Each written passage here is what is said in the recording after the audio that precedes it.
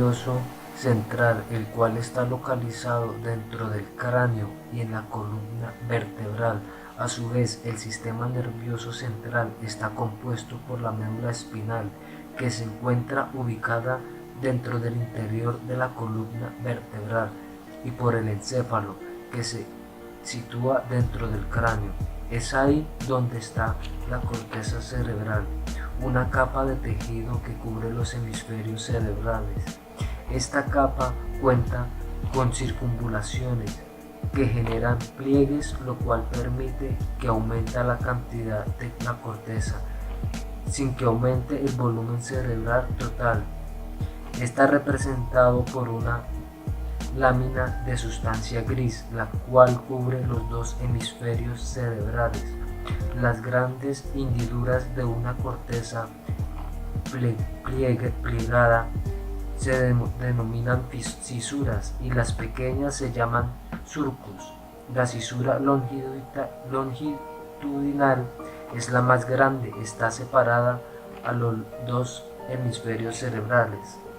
El hemisferio izquierdo está relacionado con la parte derecha del cuerpo y a él suele atribuirse la responsabilidad de la parte verbal, la capacidad de análisis, razonamientos lógicos y hacer deducciones.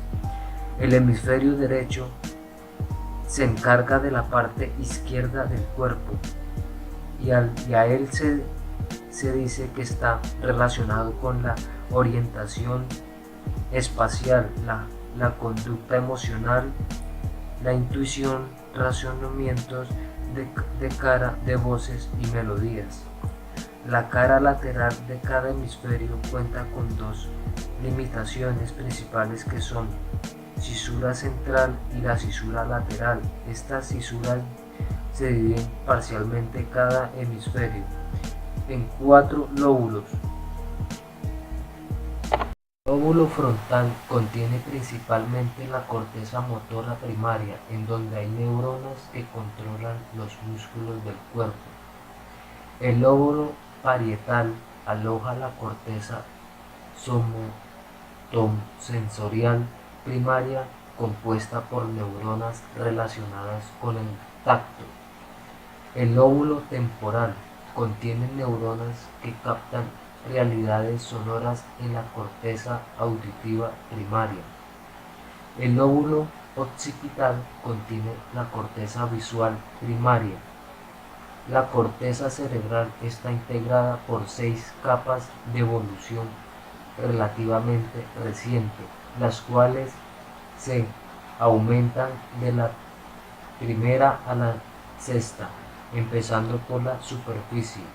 Daremos un debido repaso a los tipos de neuronas para concentrarnos en las que habitan principalmente en el córtex. Maneras de clasificar las neuronas según la transmisión del impulso nervioso, en donde encontramos las neuronas presinápticas y las postsinápticas, según su función, es decir, las neuronas sensoriales, motoras e interneuronales, según la dirección del impulso nervioso.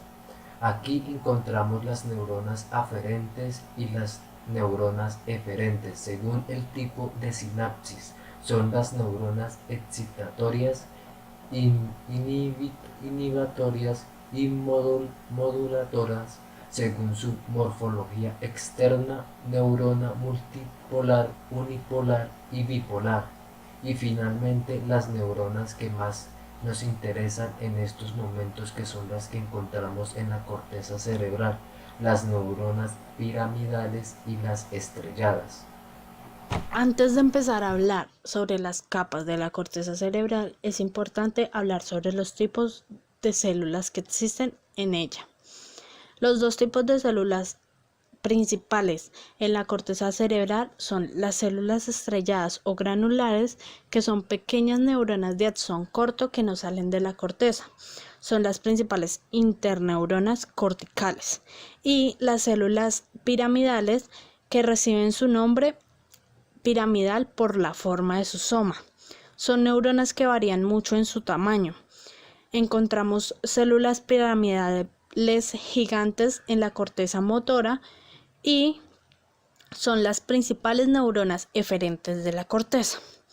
También existen otros tipos de células en la corteza cerebral, tales como las células horizontales o de caja, que son interneuronas que se encuentran en la capa más externa, suelen desaparecer después del nacimiento. Las células fusiformes tienen forma de huso, se encuentran en la capa cortical más profunda y sus axones salen de la corteza.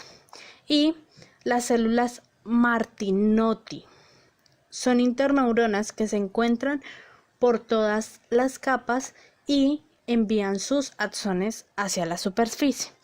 Ahora sí podemos hablar sobre las capas de la corteza cerebral.